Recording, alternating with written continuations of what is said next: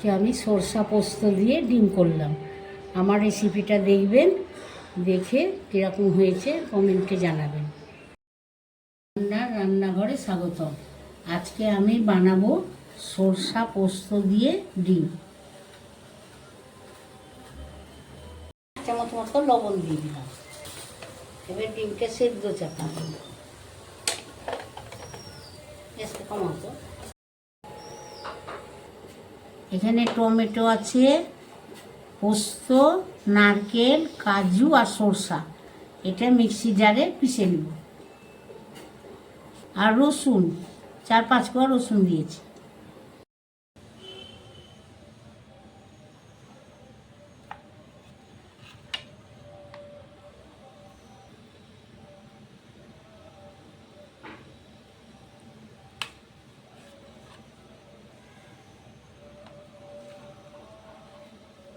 Piece piece করে কেটে নিলাম।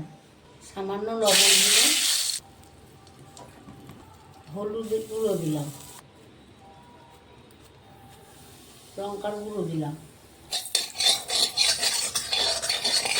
এগুলো একটা একটা করে ভেজে নিচ্ছি।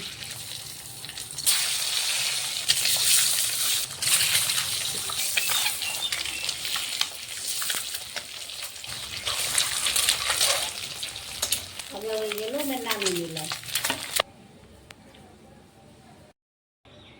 তেলটা গরম হয়ে গেছে, এবার পেঁয়াজটা সামান্য লবণ দিয়ে দিলাম।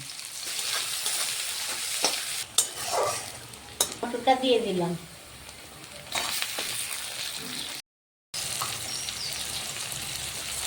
সামান্য হলুদ দিয়ে দিলাম, সামান্য 2-4 চামচ চিনি দিয়ে দিলাম। এবার বেটে রেখেছিলাম পোস্ত দিয়ে দিলাম।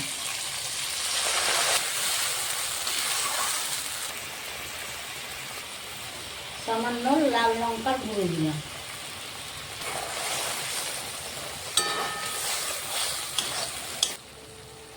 পাঁচটা লঙ্কা দিয়ে দিলাম, কাঁচা লঙ্কা।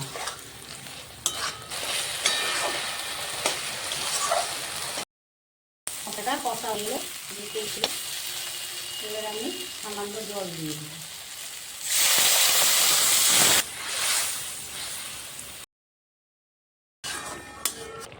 ঝোলটা শুকিয়েছে, এবার আমি ডিমগুলো দিয়ে দিলাম।